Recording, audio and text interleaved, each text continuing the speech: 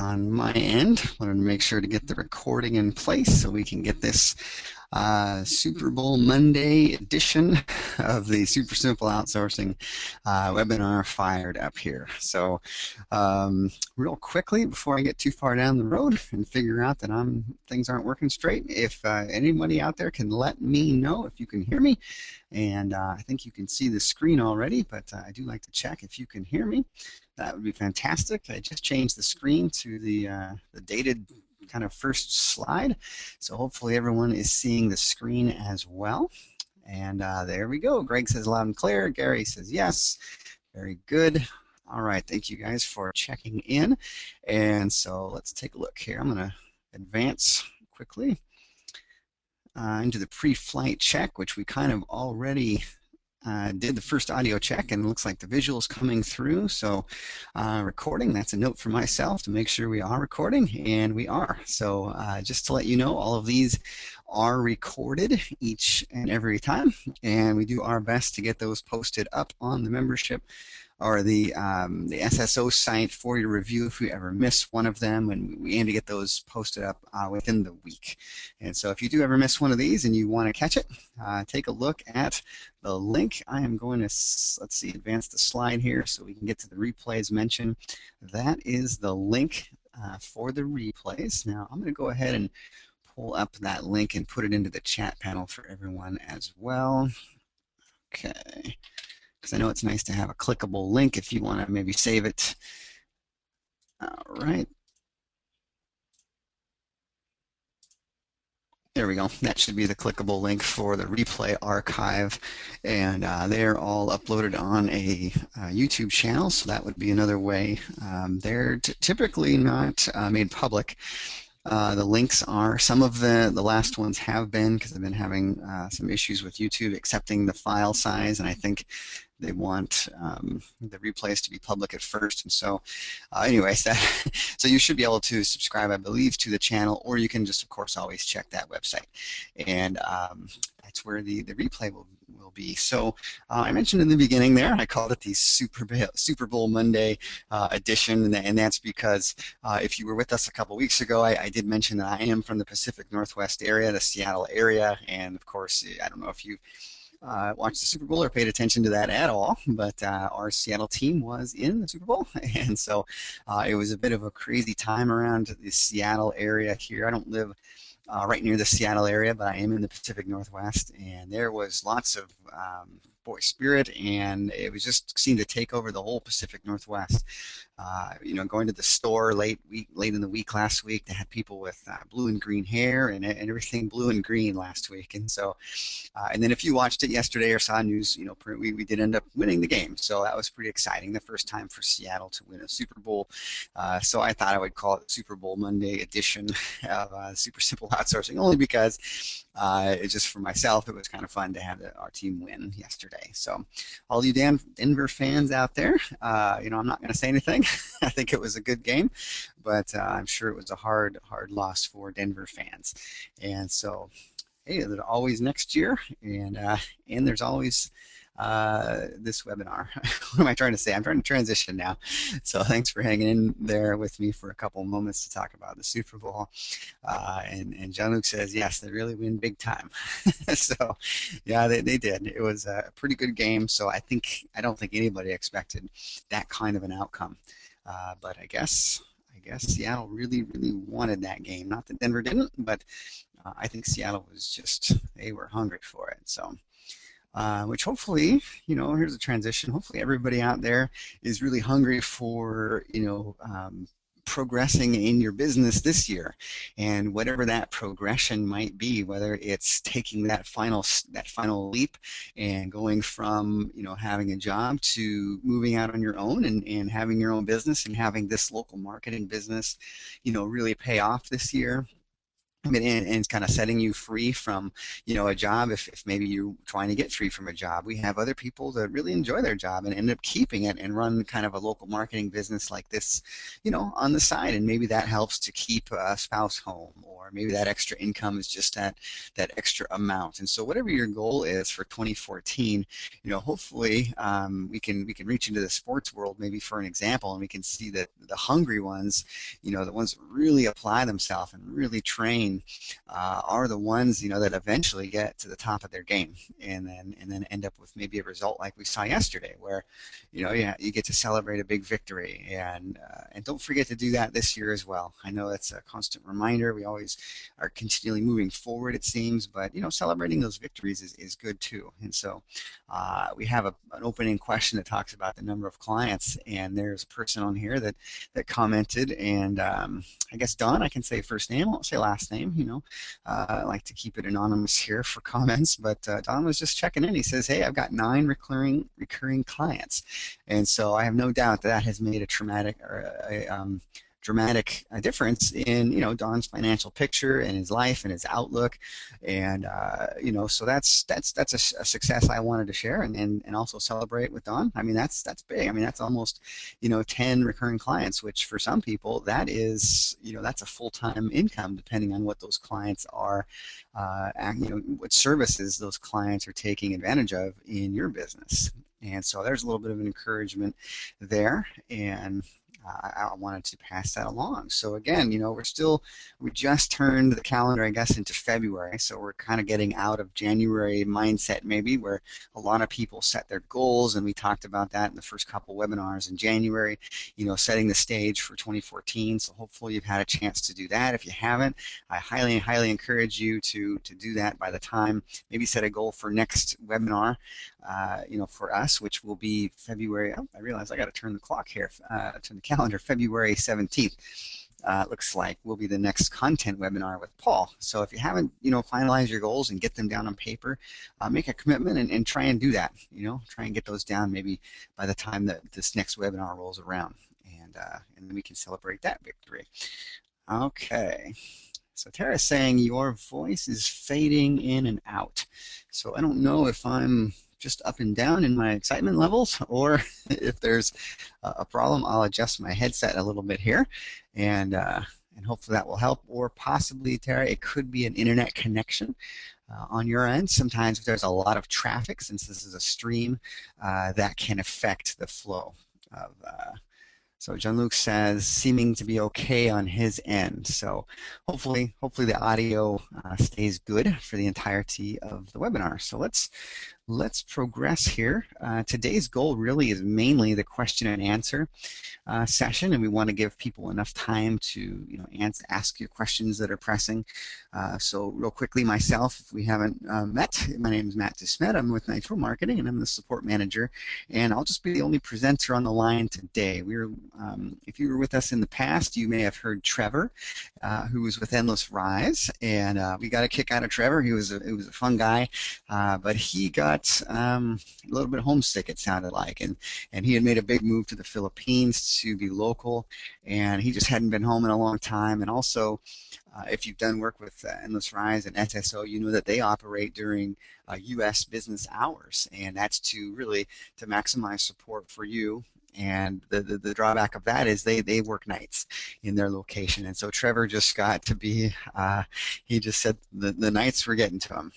And so he had to make a decision, for his career, and he decided to go ahead and part ways with Endless Rise for now. And so we lost that resource to be on these Q&A webinars, but I was talking to Paul, and we'll try and get some additional voices in here, so you're not just hearing me all the time on these Q&A webinars.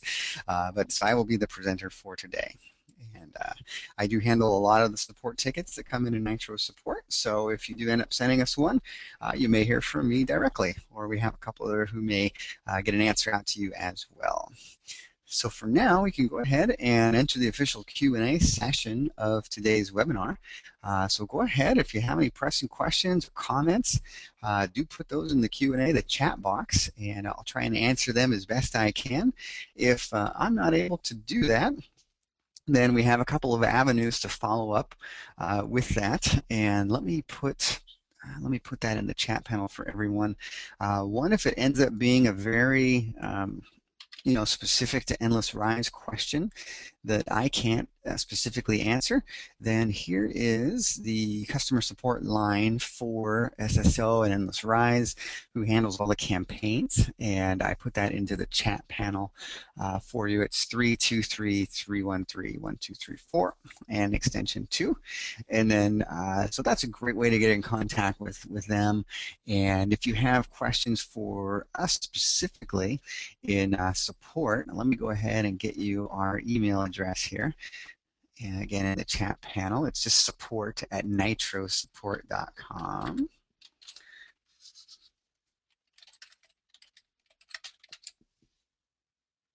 Okay, there we go. And you can always get a hold of us there. And that's really applicable to, if we have a very individual question that you post in the Q&A panel, and either I don't feel it's, something that you would want to share with the group here, or it's just very, it's just too individual to take up the time in the webinar, then that's how we can connect. And I just ask you to send me that question, or if there's ever a question that doesn't get answered, and sometimes we just get, flooded with questions, and I just can't get up to all of them by the time the webinar is over, then you can send it there and we'll follow up on a one-on-one basis. All right, again, that email is support@nitrosupport.com. All right, so we've got some questions coming in here. And Brad has a good question. This is a pretty popular question about a foot in the door strategy and what is the best service to offer as a foot in the door. Now, there is a couple of thoughts behind this, and Paul kind of shared his thoughts on the last webinar, and I don't want to misquote him on what those were, so you might want to catch the replay, Brad, to find out about foot in the door. But Paul's, he was kind of talking about leading with SEO and just getting your sales message and finding the right prospects where you can really just secure up front the contract and the monthly recurring contract. And I think his theory behind that is putting your efforts into maybe not as many clients, but securing a few good ones that are going to be recurring month over month, with a nice margin for you every month. And I definitely see the wisdom in that theory.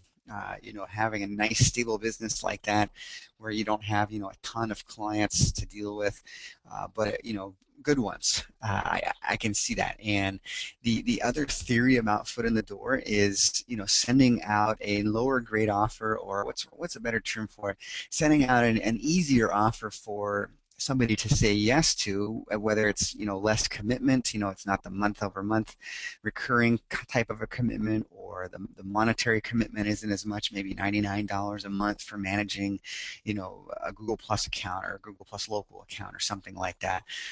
So that's another theory as far as getting your foot in the door and making an impact, in the business and gaining their trust before you go for the, hey, let me take over your entire marketing efforts, month to month, and it's going to be, $1,500, $2,000, $2,500 or plus a month. And so those are the two theories. And I think the way that I would recommend that you go with that is if you have a lot of confidence and sales experience, and your business is such that you just have maybe some case studies and that confidence where you can sit across the table from a prospect and be fully confident that I am going to deliver. And when you quote the price of $2,500 per month, and if you have a setup fee in your business and X amount for a setup fee, and you can say that with a straight face and all the confidence in the world, then go for it. And secure those monthly clients, the larger contracts. But if you're new and you're just getting into this business and confidence maybe needs to be built, I think myself it's a good plan, and I've seen people have some pretty good results with going in with a lower priced offer or a lower commitment offer for that new business, because then they're not analyzing you as a marketing consultant saying, is this person going to deliver $3,000 a month to me, ROI, so I can pay for the expense. That they're looking at, is this person going to be able to set up my Facebook page, optimize it, and get some engagement, for $297 or whatever your price point is. So in their mind, they're analyzing you as a consultant at a much different level. And so that helps with confidence. That means that you can present, hey, I'm going to do everything I can, Mr. Business Owner, to get your Facebook page optimized. I'm only asking you for $300 or $600 or whatever your setup fee is, you know, and it's just an easier conversation to have with a business owner as opposed to the $3,000 a month. Now, either one, and there might be some that would say it's not an easier conversation, man. It's just a matter of confidence, and that might be true. But I think you get what I'm saying. Is maybe gauge your approach on your experience level, your confidence, as you have right now, because there's nothing like small successes building your confidence. I mean, that really, really happens with people. I have seen it with people I've worked with in support, how they'll go out and get a client, and all of a sudden they have a surge of confidence, and then that starts to come through in additional sales pitches and additional client meetings, and it just builds on itself and it builds its own energy. So that'd be my comment, Brad. Specifically, you said, what's the best service? I would say what's hot, what's on people's mind. And so I think right now, and there's a lot of interest on Facebook right now. So if you've got any experience in that, that's probably an interesting conversation to have with a small business owner. It seems like a lot of them are understanding, boy, I better get a Facebook page up, or maybe they've got a page up and they got, 6 likes, and not a lot of engagement. Well, even if you don't know about it right now, you could maybe do a little bit of study on Facebook and marketing and local marketing, and then go in and start talking about that with small businesses. And you might, the other interesting thing about Facebook is you can find out how people are doing right then and there, can't you? I mean, you just got to go on there and maybe target some businesses in your area. Go on Facebook, look them up, and say, well, wow, 32 likes and 0 people engaged in this, and your last post was in November of 2013. I mean, right there, you've got a prospect that you know exactly where they're at. You know exactly, how much effort they're putting into their page, and their pain point, which is you don't got a lot going on Facebook. And here's another interesting idea about Facebook. What if you were to go after a niche in your city, and you were to find a couple of terrible pages, and you were to find one that's really doing well, and then you get in a conversation with the business owners who have terrible pages, who have no likes, no engagement, and you say, yeah, I checked out so and so's business, and boy, they're really moving, and that produces a little bit of an interesting mix there in the business owner's mind of competition and little, what's the right term? Not scarcity, but they start to feel, I think, a need, and all of a sudden their ears might tune in a little bit more to what you have to say. So I would say what's underlying principle there is what's hot. What is on business owners' minds as they're moving through their day. Now you'll also find that a lot of business owners don't have marketing tip top on their minds like we do. All day. It's not their world, and so. That can be a hurdle actually when speaking to some, because they just think either it's not necessary or it's just not top of mind, and you kind of have to interrupt them and get your point across. So another theory with that is finding people who are actively engaged, who you can then approach and say, you're actively engaged in your online marketing, and here's a service that I can provide you to add to your menu of what you're doing in marketing, or add to your overall campaign strategy, and then really execute well on that small service, and then start talking to them about services that you can take over for them, especially if you do a really awesome job and they end up mentioning, our web guy, our web gal, she doesn't seem to be responsive. Well, now you got some opportunity there to maybe win some additional business. So hopefully that was helpful. All right. Hey, Lise, thank you for the nice comment. That was always good to hear that you are awesome. So I'll take that. Thank you. You guys are all very supportive, and therefore I would say you guys are awesome as well. So thank you. All right. Stephen would like me to address reputation management. And so here's a couple of comments I have on reputation management. And some people really enjoy reputation management as a service because you can actually do exactly what we were talking about a moment ago about Facebook marketing, and you can go out and find people who need that service, and who need it yesterday, and because maybe they have some bad reviews, or you stumble into somebody that's really causing a small business troubles, and maybe you find out it's unfair, and so you feel a little bit of a burden maybe for helping the business, and that puts you in a really great spot because they're going to feel that little compassion and empathy, when you approach them and you say, it looks like you got a bad rap here. I mean, maybe it's somebody you've even done business with in your local community, and they're kind of getting beat up by one person, and you can go to them and offer them some help with their reputation, and they really need to. I think this is going to be huge as we move forward, and just as people more and more go online, they are just doing the Amazon thing, and they're reading the reviews, and it makes sense to me. I mean, if you all of a sudden found out you had to have, dental implant surgery or something, or something of really high value in your own world, you're going to probably do some research. You might get ask some friends, sure, but you're probably going to do some online research as well, especially if it's something that really means a lot in your own life, like some kind of a surgery or something, or a legal service or something like that. And I guarantee you, those reviews that you read are going to sway your opinion. And so that's why a lot of people like reputation management, is because you can have an impact, and you can find the clients online. You can understand their problem before you even contact them. Therefore, you can really hit them right where they are. It's kind of like, I can't think of a good analogy, but you're just able to hit them right where it counts. And it's a fishing analogy seems to come up a lot because I do enjoy fishing in the nicer weather. I'm not an all-weather fisherman, but if you're headed out to the lake and you're going to fish for some lake, some trout or something, you don't bring along the saltwater gear. You're not going to catch anything unless you snag something. And so when you're able to see online where people are at and what their need is, then you can approach them, and you're talking about something that they're interested in, some bait that they're interested in, not bait that they have no interest in. So that's why people like reputation management. The thing that I've heard about it, there's always a positive and there's always a negative, is that sometimes the clients that you may approach to represent, maybe they've earned those, reviews, and maybe they're not going to be the funnest of clients to work with. But I think you'll probably be able to perceive that early in the presentation process, and I would advise you to, unless you really need that revenue for that month, maybe consider it a short-term assignment. But sometimes clients, even though they're willing to pay, can be not worth the headache. So I've heard tales of woe about that as well. So I would call that the downside of reputation management. Sometimes you're representing people who have earned that. So those are some comments. If you had additional questions, Stephen, I may be able to highlight those. It's not a full expertise of mine, but I'm happy to see what I can do.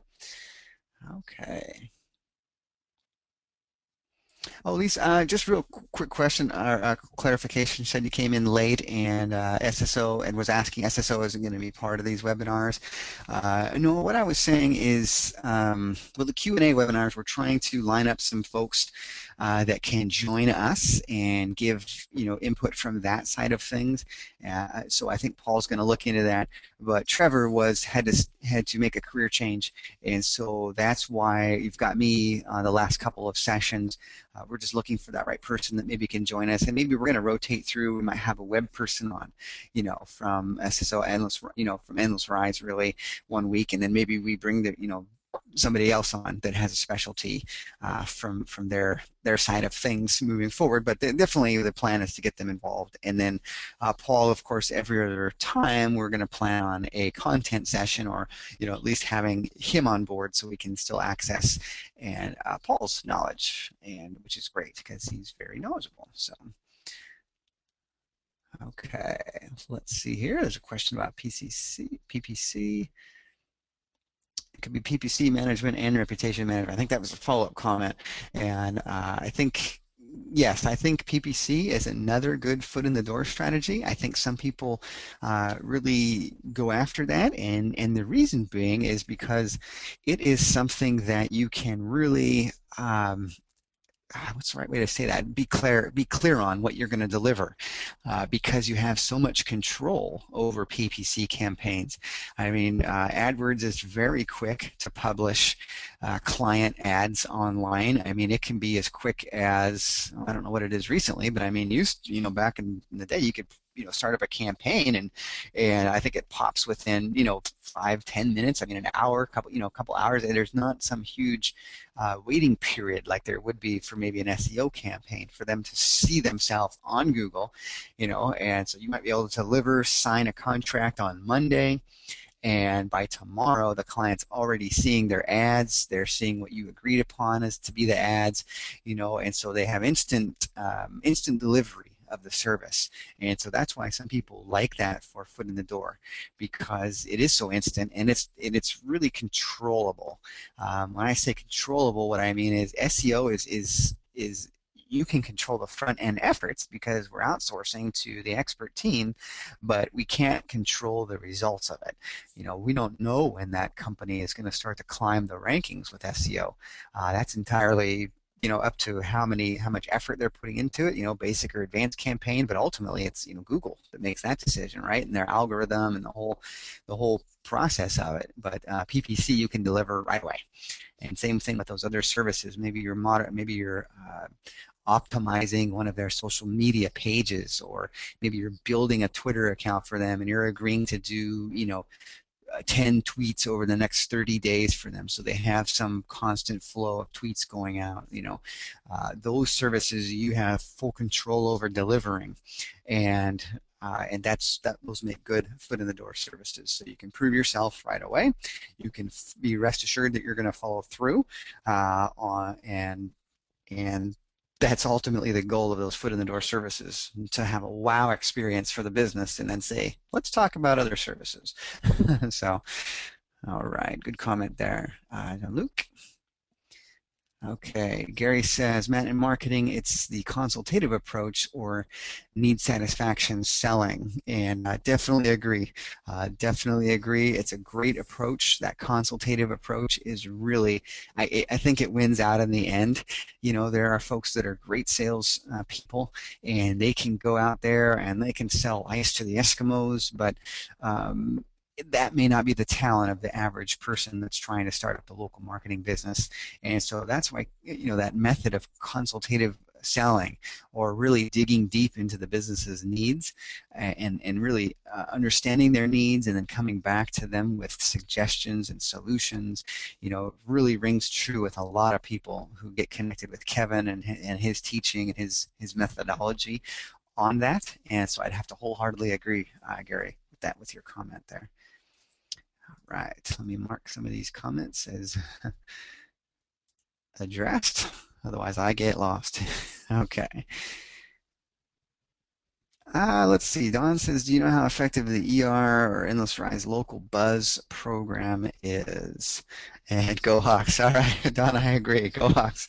Um, I don't have any statistics in front of me. I have not heard from any members having trouble with it, and so I think it works out fairly well, because they really do a combined approach of SEO on page for that.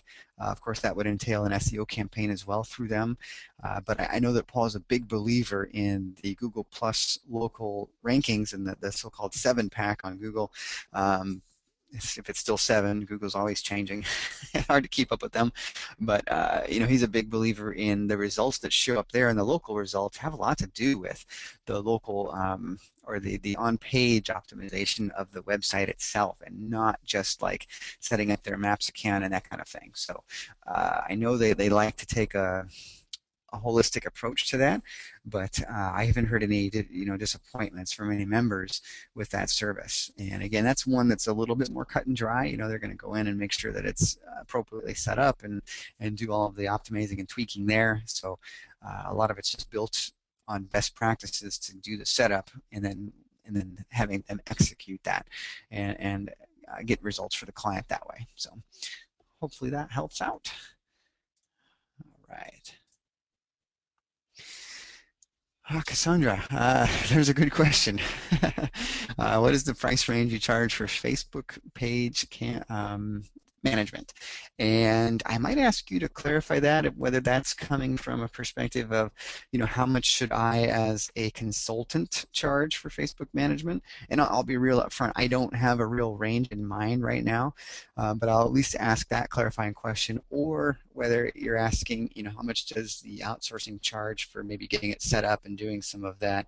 I always point people towards logging into eDasher and checking on the services, just because I don't like to. It's hard, I don't like to quote prices online or anything unless I'm checking, just because. Better wake my screen up here before it goes dark on you guys. But I don't, just because prices might change, and also it's really good to look at the service set when you're looking at what's offered. And they always do a great job of, when you can expand on the service in there and see all that they offer, and provide. And they also have nice collateral for clients, that you can, on most of the services that you can send, and you can say, this is what you're going to get, a business owner for this service. And so I'll direct you ultimately to eDasher, but whatever the price is inside, and I just haven't checked recently, usually it's good to double. You kind of want to double the pricing of your wholesale cost, and so you have enough to make it worth your while. Some people will triple, but that depends on the service, and that depends on the ROI that you think you can deliver the client. And if there's going to be a huge reward, then I think there's no problem with you asking for, a fair amount for your efforts to bring, a huge reward. I mean, if a business is going to benefit $10,000 a month off of your efforts, I think it's more than fair to ask for, not a couple $100s a month. I mean, you can you can ask for a fair fee. It's based on the value to the client, as opposed to, how much effort it might be on your end, because you ultimately are going to bring them a lot of value. So hopefully that helps out a little bit. Okay.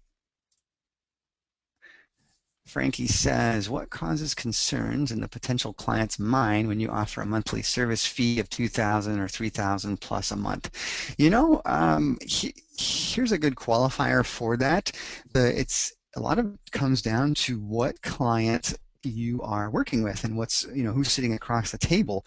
If they are somebody who was used to spending $2,000 a month on the yellow pages, for the last 10 years, and all of a sudden they're starting to think about online marketing, and they get connected up with you and you start talking to them, they may not bat an eye at the same price, because they're understanding that I used to spend it on the yellow pages and now I'm going to spend it here. Frankie, the biggest concern is when people are going to go from $500 a month, maybe to $2,000 or $3,000 a month, because you're going to just be chasing maybe an 18 keyword package for them. And so what does cause concern is, am I going to get results? If I write a check out today for $2,500, next month, what are my results going to be? I find that business owners boil down that question to ROI. They really want to know, what's the ROI going to be for me as well. I mean, that's a very, very powerful question to ask as a business owner, and I'm sure that everybody out, that you guys all do it when you're analyzing a service maybe, or a tool that you're interested in out there. What's my ROI going to be? And if I think I can turn a positive ROI, it makes it a lot easier to write that check. So I think that's almost the number one concern, Frankie. If you're quoting them $3,000 a month, is Frankie as a consultant going to be able to deliver me a benefit for that $3,000? And that's why the SEO thing gets it. You just have to be reassuring that it's a long-term campaign. It's an investment. That's why I like the word investment when you're talking to potential clients. They need to understand they are making an investment in their business and an investment in their marketing, their long-term marketing strategy, because SEO is a long-term campaign. They're ultimately gunning for organic traffic or free traffic from Google by being at the top of Google. It would be the equivalent, and of course you can't promise, guarantee for the next 4 years they'll be at the top, but what if, if you could get the business owner to understand, what if Mr. Business Owner or Mrs. Business Owner, you could, pay into the yellow pages for a year, and then all of a sudden you had a full page ad the next year at no charge to you. I mean, whoa, they're going to start to do some math here, and they're going to start to understand the concept of organic traffic. And that's really what we're going for here. We're going for a full page ad in the online, quote unquote, online yellow pages for free, with an SEO campaign. Now, you might not advise them to just completely stop their SEO. I mean, I think they need to apply some pressure to it, but maybe they can scale back some of their efforts, especially if nobody else in their market catches the idea that they needed to focus on some SEO. And if they're the dental office that's applying a lot of campaign or a lot of SEO, and they're putting out a lot of links and backlinks, they're probably going to secure that top spot in their local market. And they're just going to, I think, exponentially increase over their competitors in the local area. So they might be able to spend a little bit less in year two, but really and that's probably the harder part of the SEO campaign, is they have to overcome that idea that it might be a couple months of paying for that recurring service before you really start to turn a profit. But ultimately, it's just a marketing expense, and you can't, they just need to understand it's a long-term campaign. But they may do the math, Frankie. They may say, okay, $2,500 a month, 3 months before we, $7,500, and so all of a sudden they're making a decision based on $7,500 expense. We don't want them to go there, because we want them to understand the full impact, but they may just do that, and then that brings up a concern. Confidence too, has a concern for them. They're wondering, are they going to be able to deliver? Is the consultant, are they telling me the truth here about SEO? So a lot of the, as the dollar amount goes up, so does the concern, I would say, and naturally so. So, okay. All right, Stephen, you are welcome. Thank you. Stephen says, can we evaluate a client's PPC current performance? And you can. There are some things you can do.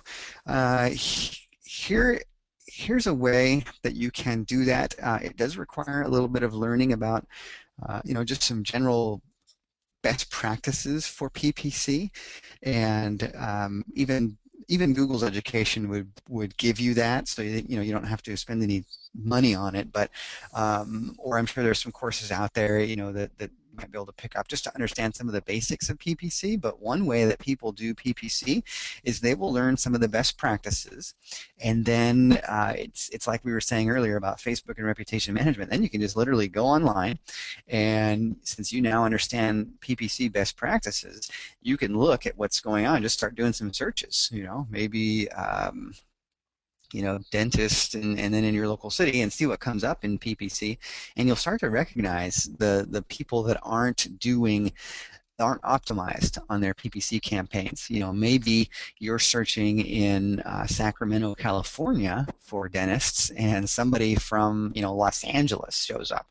Well, that doesn't make a lot of sense, and maybe they're not geographically, maybe they haven't put the geography assigned to their PPC accounts, and so they're starting to show up in Kalamazoo and Los Angeles, all these crazy places that don't make any sense. And I've seen it. I mean, I have seen places that are 2, 3, 4 hours away from where I am, and they show up in the PPC results. Now, is that maybe dishonest of? Well, I don't like to go down that road, but Google should maybe pick up on that, and they know the IP addresses in the area. But I suppose ultimately, they want ads to be out there. Google wants ads to be in front of people to get clicked on. So it's really up to the and I think that's true. The responsibility should be on the advertiser to understand that they can pick a geographic area for that ad and tell Google, don't display my ad outside of that. So that's a very basic example of some of the optimizations that you can do inside of AdWords. But you can pick that up when you're doing searches, and then all of a sudden you got a hot prospect, and you say, however you want to get a hold of that business owner, but you call them up and you say, hey, I saw you running some, AdWords campaigns, and I noticed that, you're in Los Angeles, and I'm up here, or I was doing some searches and some research in Sacramento, and do you get many people that, travel 6 to 8 hours, whatever it is, from Sacramento to Los Angeles? Do you get many that, that come down that far? And if not, I think we should talk about how we can optimize your PPC campaign so that you're not, wasting your ad budget. And if they've got somebody managing it, that might get that business owner going, hey, why am I paying somebody to manage this PPC campaign, and we got these issues? So it's just another way to find holes. Uh, and what was the term that was used a bit ago, I think by Gary, that maybe that's need satisfaction selling. I don't know if that's, I'm not familiar with that term, but maybe that's what it is. You're finding holes that then you can come with a fix, and you can come with a solution, and then all of a sudden they're just more all ears because you're talking their language. You're telling them you're wasting money. And then what a lot of people will do is they'll offer to do a campaign edit or an AdWords campaign edit. And especially if some of the best practices, you can just say, hey, let me do a quick edit, an audit. That's a better word for it, an audit, and see if I can't find out how we can optimize this. And no charge to you whatsoever. And then they just go through and take a look at the campaigns. And a lot of times you find that small businesses might be trying to do it themselves. And oftentimes they're not skilled in it, and they may be wasting a lot of money. And so if you can save somebody, maybe they got an ad spend of like $2,000 a month, and you think you can get that down dramatically just by optimizing, well, there you go. There's your fee, and say, hey, let's optimize your ads. I'll save you some money, and I'll still get paid as well. So that's a strategy I have heard of on PPC, and just auditing basically the current performance for somebody and leveraging that into getting clients. All right.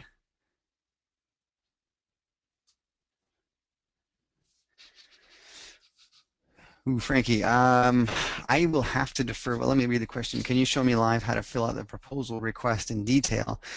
Because the videos were not detailed enough. I would greatly appreciate it. That's one I probably can't do live, and to be honest with you, I don't have a lot of experience filling that out.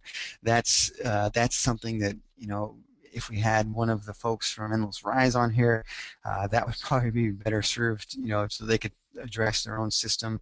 But I'm familiar with the form, and if you had some questions on it, I might be able to detail some further ideas for you. I think some of the questions I've seen are do I have to fill out all the keywords, or do I have to fill out the whole form? And I would say no, because there's a box that says we need consulting before launching the campaign. And if you do that, then a campaign manager or your representative should get in touch with you and should discuss that proposal and that form with you.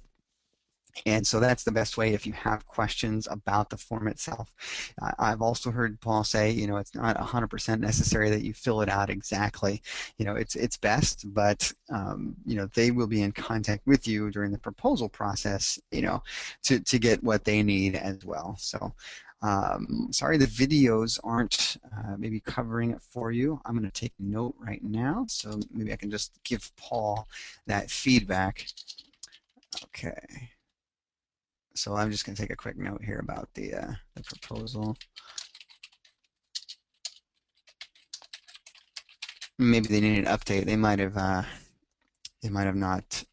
They changed the system, to make it more efficient, and Paul's really good about doing that and making updates to the dashboard. But then I just know from a training standpoint on my own work here, it's really it's a challenge to then keep up with the videos and make sure that they're fresh and current and everything. So sorry I couldn't be more direct of an answer on that one, Frankie, but I will take note, and hopefully some of that has helped give you some direction in getting those filled out.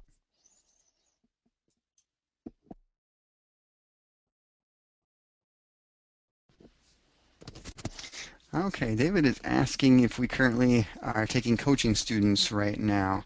And let's see, any case studies or testimonials from coaching?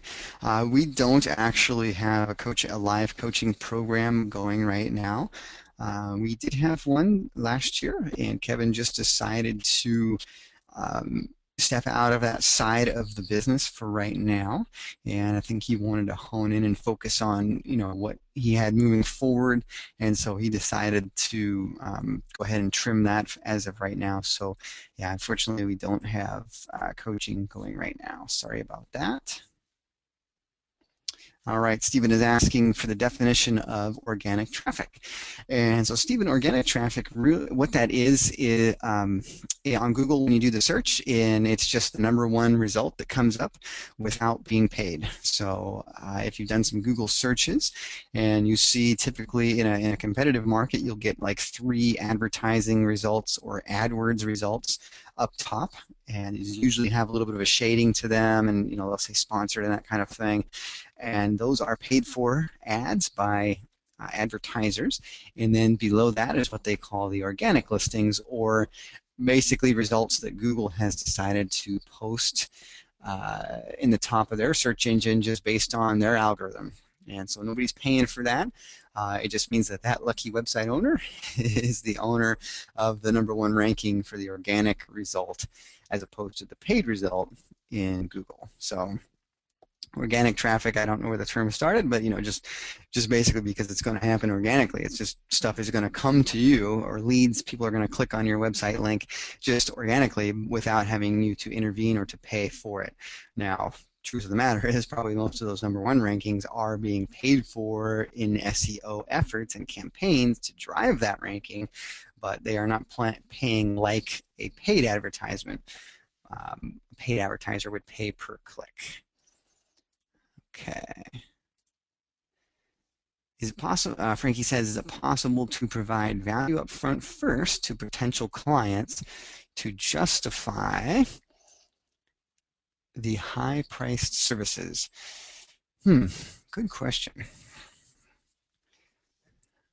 Kevin has taught in the past what we call the results in advanced approach, and I don't think it's exactly what the question is, but we had somebody that did really well by going out and ranking a video in between a first meeting with a client and kind of the sales pitch meeting with the client. And so they'd go and they'd ask the client all sorts of marketing goal questions, really just connect with where that business wanted to go with their marketing to see how they could help. They step away from that meeting, they go out and they make a YouTube video real quick without the business owner even really knowing. Get that posted up on YouTube. It's a little harder these days to do that. This was in the heyday of YouTube just posting, videos right away up to the top, and then by the time that that second meeting rolled around and this person went back to meet with the client and say, here's what I've got, here's the proposal, they had ranked a video about the business in that time frame. So you can imagine, set the stage right there. They've got the client meeting, the consultant is there, the business owner's there, and they're talking about this, and all of a sudden they said, oh, by the way, I don't know if you've searched on your name lately in Google. And like, no, he's like, oh, let's do it right now. I got a little surprise for you. I don't know the exact wording, but so the business owner does it, in real time live, and then boom, all of a sudden there's a video, that kind of is promotional about that business, and it's on, high up in Google. And then the consultant says, yeah, I went ahead and just did that for you, and all of a sudden that changed the mode of the meeting there because they had provided that results or that value right up front without the business owner even knowing or even having to pay for it. And that's a real interesting technique because it changes the nature of that meeting, and it changes the way that the business owner looks at you as a consultant. And they say, wow. I mean, all of a sudden, it's almost like any type of a confidence question goes out the door, right? Or any type of a, can you really do this internet marketing thing? It just kind of flies right out the door because the results have already been delivered. And I mean, yes, it may not be SEO services that you did in advance, and maybe that's what you're pitching, but you produced results in advance, and that just doesn't happen. I mean, that may be the first time they ever experienced that in a quote unquote type sales meeting or new vendor meeting. I don't know if a lot of other vendors have done that, and showed up with something already done. So that's how I would answer that in advance, Frankie, as far as providing value is figure out something that you might be able to provide.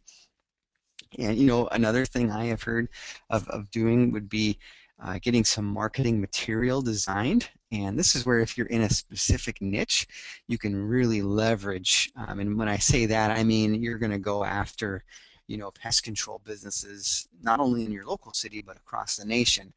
And so once you have one pest control flyer, that you've made and it seems to, it's working, or even if it's just made and it's nice, professionally done, you might be talking to somebody in St. Louis one week, and then the next week you're talking to somebody in Seattle, and then the next week, you can use the same flyer, right? And what if you plugged in their business information, phone number, I mean, but the pictures are really the same, and so that can be a results in advance thing. And they say, oh, you know what? If you decide to go with me, I've got some nice, flyers that you can use if you wanted to update that. It's not a requirement, business owner, but I just wanted to do that. And there again, there's something tangible that you've produced, and maybe once it's developed, it didn't take a lot of time to put somebody's phone number in there, their business name, maybe get the logo from off of their website or something, and get that done for them. And it's again, it's just something you've done in advance to really stand out and to really show that you've got results for them. So hopefully that helps. Okay.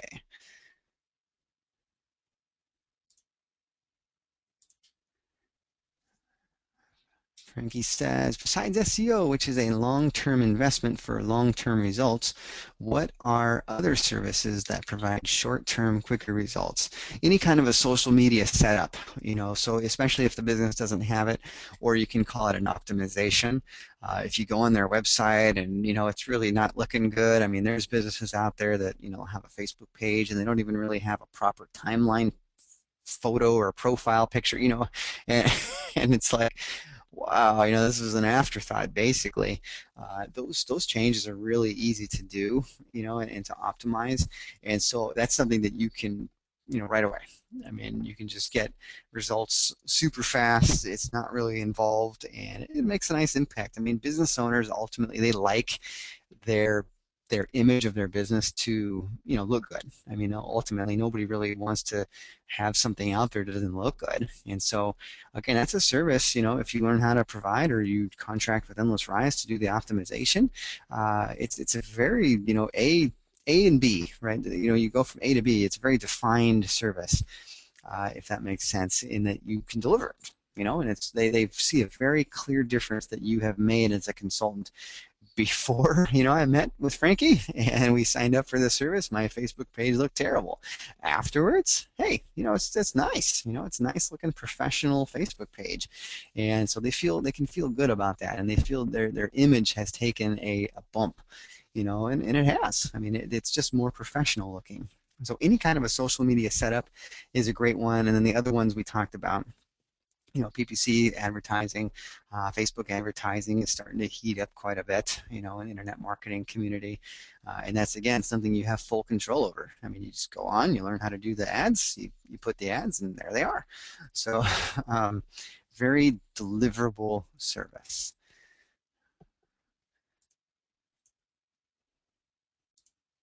All right. Not having a landing page and finding a weakness. Yeah, Jean-Luc was pointing out that that's another thing. If especially with PPC, if a PPC, if a company is, and this gets tricky because it's not like you want to go clicking on a bunch of paid ads for potential clients, but maybe you can, if you find a couple of good prospects, figure out a way to get to there. And but finding out that they don't have a landing page, if they've got an ad that's, think of a business that has multiple services, like let's see, maybe a roofing company or something that also does pressure washing. They also do, sidewalk pressure washing, and they also do, they got a lot of different things going on, or like a handyman type service, and they're advertising for pressure washing, and you click on the ad, or you go to their website, and you're taken right to the front page that talks all about roof repair, pressure. I mean, they need to go to a landing page, and even if it's just directing them to a specific site on their landing page about pressure washing, or ultimately, even better, right, is building like maybe a lead capture type of a page for them. That really helps maximize their advertising efforts. Because I mean, what's the goal of that ad, right? Is to get a call or to get a lead. And so if you can help the business owner understand that you're probably missing tons of leads because the ad is leading right to your homepage, and you don't have really good call to action. So people are just visiting the site, and maybe they're going, oh, that's cool, and then but they're having a hard time finding your phone number, and you make it difficult for people, and also the back button, boom, back button, right? I mean, they just go right back to the search results and they're on to the next one. Whoever's gonna really optimize that process is going to win that game. So, very very good points there.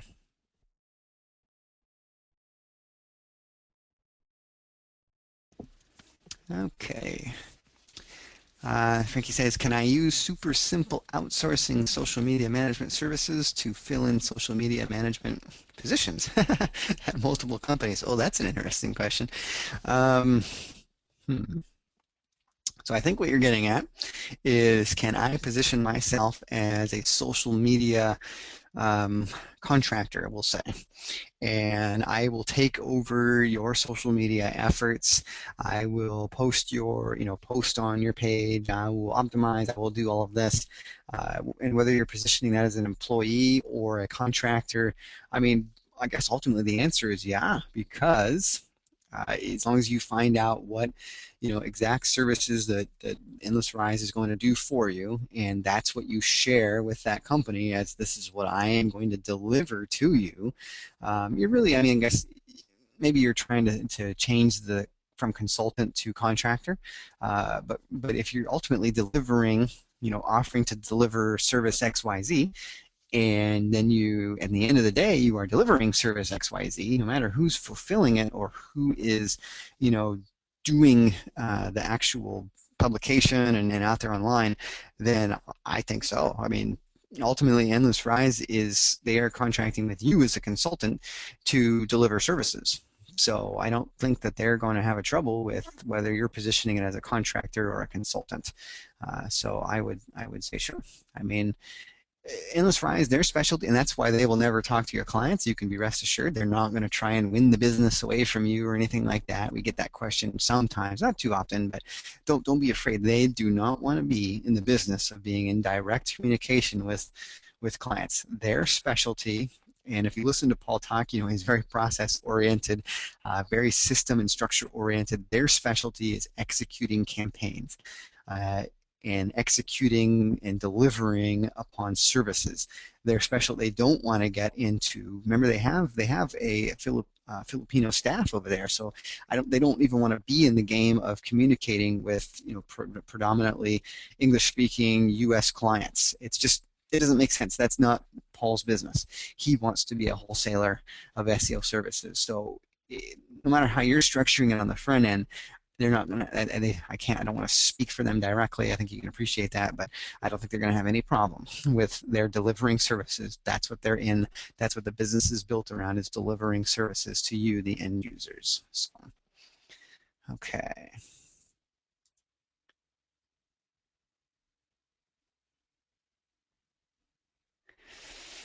Oh, Don, quick wants a clarification on what was the reference I made to something in eDasher in regards to collateral material.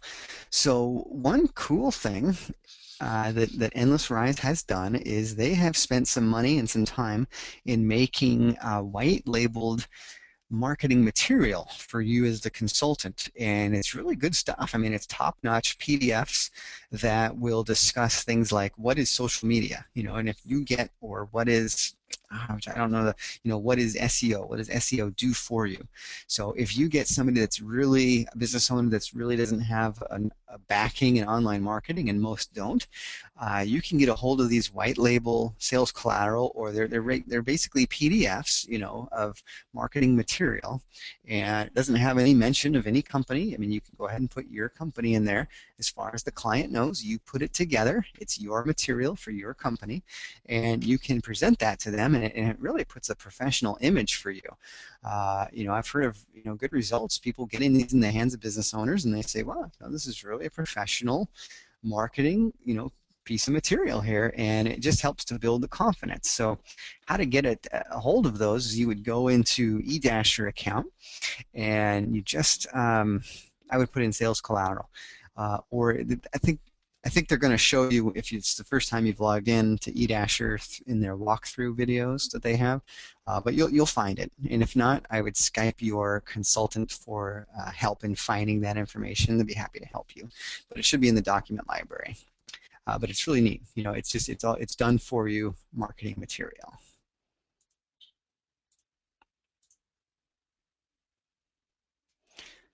Okay, Steven says, "Thank you, Matt. I was unsure. Or I was unsure. Are the ads on the right of the page rotating pay-per-click ads? In if in Facebook you're speaking of, yes, actually both. Google doesn't rotate like a Facebook ad would rotate. That's going to be the same unless you navigate away from the page and come back. Then I believe they're going to mix up those AdWord results.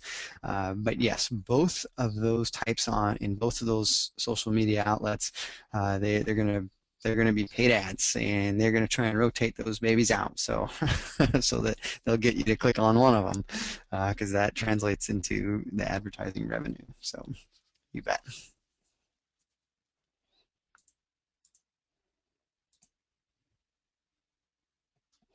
Okay, another issue I want you to address is providing an over-the-shoulder blueprint for walking the potential client through the closing process to quote, overcome all the fears, concerns, and worries to greatly increase the chance of success. And Frankie, that is a great suggestion, recommendation. Um, it is important. I'm going to see. I know that Paul has done some certain webinars in the past on, I believe, the closing process. We have done some. So maybe what we need to do is take a look into the archive of things, see what's available, and then maybe put some plans into trying to do that. Um, I'll just capture that. Yeah, I'm going to capture that comment here. So one quick moment.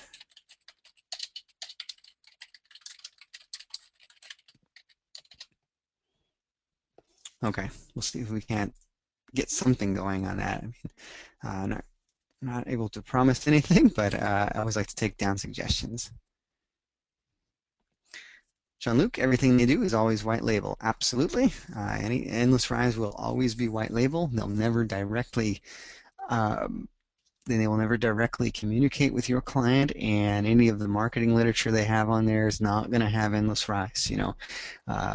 They definitely they want to be detached from the client as it should be, and so you are correct. Everything will always be with them white label.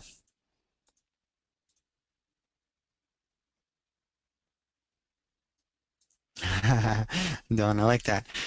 Sweet. Most of my clients really don't understand what I do, but the phone rings. So, yeah, I think those marketing materials will help out, and if you can get them to absorb the material, and a hungry business owner is going to take the time to absorb the material, especially if they're going to make an investment with you. I would encourage them, take a look, in between the discovery meeting where you're kind of asking questions and all of that, and um, I would encourage them to take a look, to read up on this, and that will just get them more hungry, I think, for the service, because they'll start to understand the importance of getting online marketing and having a strategy. Okay. All right. Yes, a presentation process from start to end of the presentation would be interesting. I agree. That would be something to, if we can put it together, maybe we can get something going.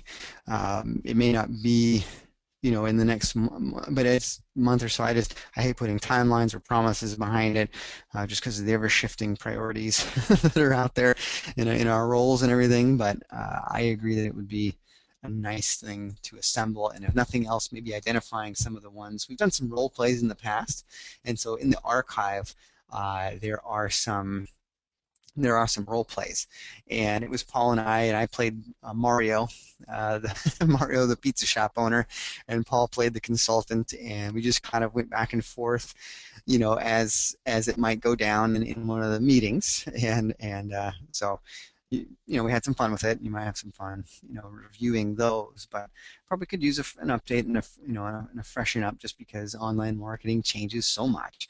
But agreed that it's a worthwhile pursuit to see if we can't put something like that together.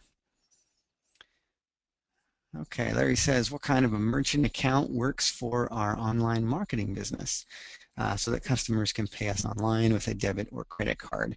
I think one of the easier ones to get set up, Larry, is PayPal. And, a person can pay you via PayPal without having a PayPal account, just by, clicking on the oh, you've probably all bought something like that, maybe, or if you have a PayPal account, maybe you just defaulted to using PayPal. But there is an option to do, pay via PayPal, but with credit card, and so you can do that. I don't think the setup process is very expensive or extensive, and again, I'm always hesitate to quote certain things just because it changes so much and it'd be impossible for really any one person to keep up on it. And I try. If I hear of it, I'll take a look, but um, I think that's probably your best bet as far as getting set up right away. There's going to be some fees, of course, but and there always is, it seems, with collecting money, except for a check. But the thing with a check is you got to maybe wait a little bit more time, or the customer has to actually go out there, cut the check, do all that. But check is always good. I mean, a lot of small businesses are still used to paying a check, so if they want to do that, hey, cool. And if not, go with I would recommend checking into PayPal. So. Okay, and yeah, good clarification. It costs nothing to the person who's paying. I think there is usually some processing on the receiver's end.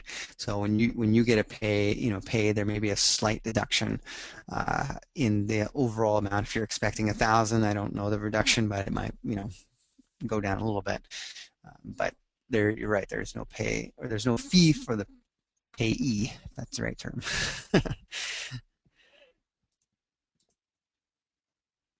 Okay, Don says he's got to check out, so we will definitely see you next time, Don. Thanks for your great participation and questions today. Lee says PayPal is the easiest and the cheapest, so there's another recommendation for PayPal. Excellent. Okay, Steven's confirming no cost to set up merchant service with PayPal. So I think really, if you don't want to go down the whole road of merchant account service and all that, because it can be a little involved, although things may have changed since the last time I've researched it at all. um, I would go PayPal. And if you want to go ahead and do your own checkout process on your own website, I mean, it does get more involved, but as your business grows, that might make sense. But PayPal is a very good option. It also has the nice benefit of people being familiar with it, understanding it's secure. We've seen these recent breaches in Target and other stores. So people might be a little, nervous about it, but PayPal obviously has a well-respected name as far as collecting and transferring funds. Okay, John got your question about the book, and I might have to hit you up individually on that. We're definitely working on the platform transition. I mean, we've got it smoothed out now, so things should definitely be moving for you. It sounds like we might need to communicate via support if you have a specific question on that one. Okay, I think we've covered. I'm looking back here to see if I've got any. I think we got most of the topics for today as I'm looking through all the responses and comments here. And so we're approaching our time. Usually we slate an hour and a half, but I know a lot of people just have an hour to give. So we're 10 minutes past that hour right now. I'm willing to field any last minute questions you have. If not, we'll probably let everyone get on with their day and move along with Monday and move along with the week. So let's see here. Greg says I haven't used any of these, but they are alternatives to PayPal. That's a funny URL there. It must be started by people who are not happy with PayPal. Screw-paypal.com, apparently. Alternatives, and then alternatives. And so I will let people investigate that one on their own, but thanks, Greg. There must be some people out there who have had bad instances. So Bitcoin, there we go. No, that's kind of it's a trending subject on online marketing, but I think it's going to be a little while before that would be a payment method between most people. All right, Francis, many thanks. Many thanks as well, Fran. Thank you for your attendance. Cassandra, regarding landing pages, where and how can you learn about properly constructing a landing page? Boy, there is lots of information out there on landing pages just because it's kind of one of those core internet marketing things. Um, I bet you're going to find you could probably find a fair amount by a Google search for free, and that's always nice, especially in startup phase. If you can learn, I would highly suggest going, maybe doing a YouTube search for landing page best practices. Here's another interesting idea, going to landing page vendors. So maybe putting out, doing a Google search of landing page providers and going to their websites, and it's kind of common that vendors might educate you on best practices to use their service, and then of course they'll ultimately want to show you this is why I use our service because we cover all the best practices. So there's another idea for content, blogs of vendors, and if you haven't heard of the service leadpages.net, it's a .net, I believe, yes, leadpages.net is a very popular, just took off last year, I think in the last year or two, as far as landing page creation. It's a monthly service, so there's a bit of a commitment there, but I understand it makes it very, very easy to make landing pages.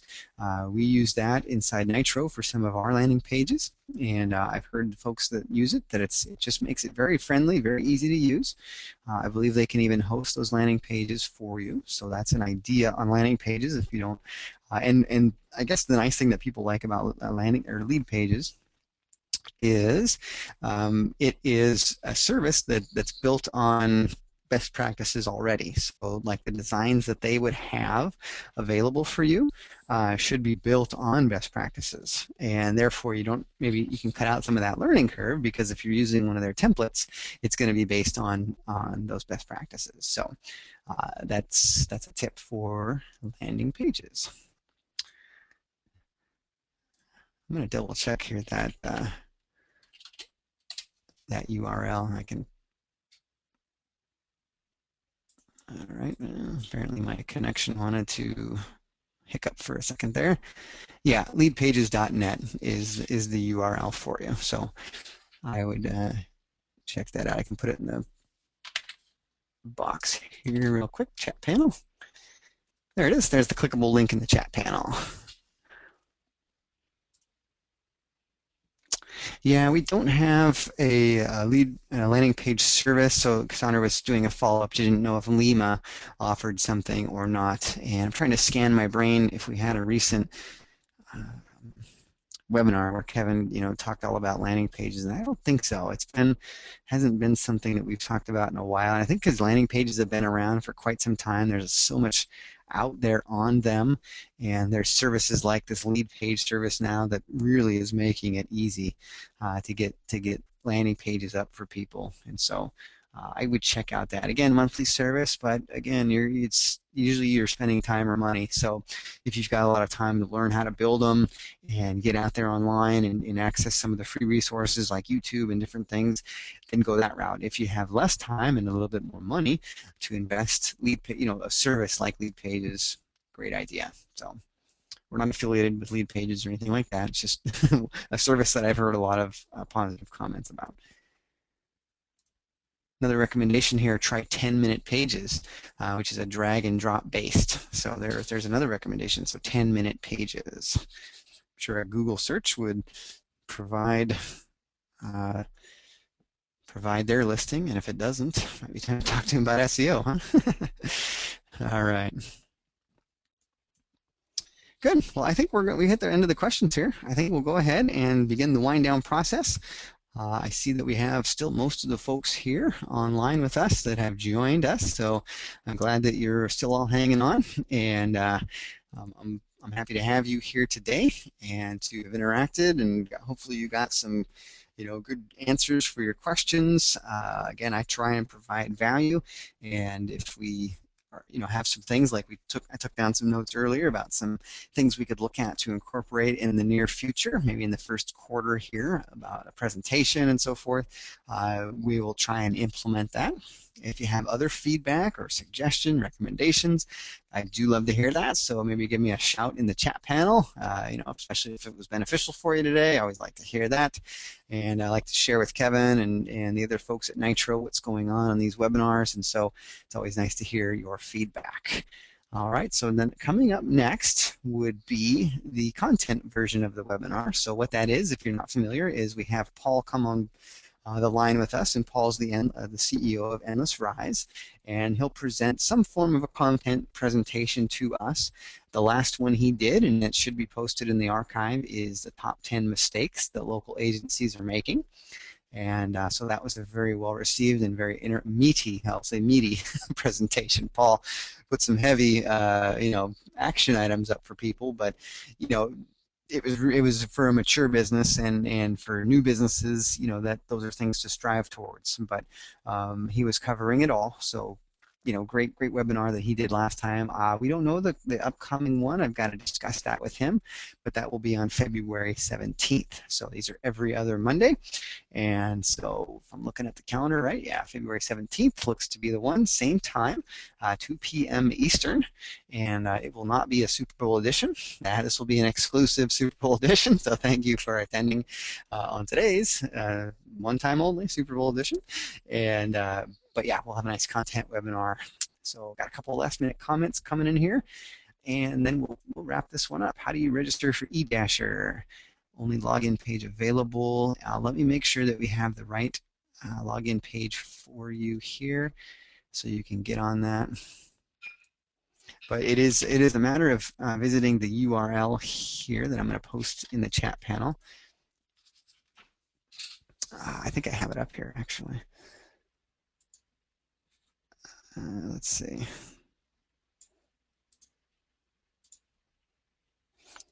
Yeah, so on the screen I've got the actual page that you're going to visit, and you just walk through these steps to get the eDasher access. All right, there it is. It's got an email address. I'm going to, oh no, that's the email address you get the notification from. If you have any questions after you fill out your application, it's judy@endlessrise.com is a great email address to have just for access, for getting your login details. She can help you out with that. And Judy is a great contact for that, so I just put her email address in the chat panel there, but you would really want to fill out the form here, the little application form, and that's going to basically get you in the process. It's usually about 48 hours to get that, and they will send you back your login details via email. Does Lima support brick and mobile for mobile sites? Does that mean recommend, or I think that's what you're meaning, or do we do this, work with support on the actual sites? And if meaning, so recommendation, yes, Kevin has recommended Brick and Mobile in the past. We've done a webinar with them, and Kevin made the offer, so yes, I would recommend Kevin Zuckerman, if I've got that name right, who does that, and I think they do a great job. All right. Hey, Ken, good to hear from you. I got an update. I didn't see it all, but I saw that it dropped in, so I'm going to be reviewing that. So thanks for your status update. Glad you could make it on today, and take care. Best wishes as you work towards that full recovery. All right, Cassandra, today was great. Thank you. Thank you so much. Thanks for that. Great session. Good questions. Thank you, Rose. Thank you. All right, thank you all for those nice comments. And we'll go ahead and wrap it up. So I hope that you have a stellar week ahead of you, a successful week. And again, set those goals. If you want to set a tone for 2014, I highly recommend you get some written goals down, and see where you want to take your business. If it's one client right now, I'd make your goal 10 clients, or whatever that, whatever seems fair to you. If you don't have a client, I would wholeheartedly put one focus, and that is get my first client, and put all your focus into that, because there's something magic that happens when you get your first client. It just makes everything real. It makes everything much more exciting. And so Kevin always encourages people to get that first client, as soon as they can. And even if it's a client that you're going to do at cost because it's a friend, or or it's a business that that's struggling, and maybe you're acquaintance with them, and you just say, hey, let's do this. Let's make it happen, because you're going to get a huge value in the education based on getting that first client. So yeah, make that a goal if you don't already have clients, or set your number of client goal if you do have clients. All right. So very good. Well, thank you all again for your participation today. I hope it was beneficial. I do try and deliver a positive ROI, so to say, for you spending your time with us today. So it looks like by the response that a lot of people, had um, a favorable day attending. So I thank you for that, and we will look forward to seeing you all again on February 17th. Thanks, everybody.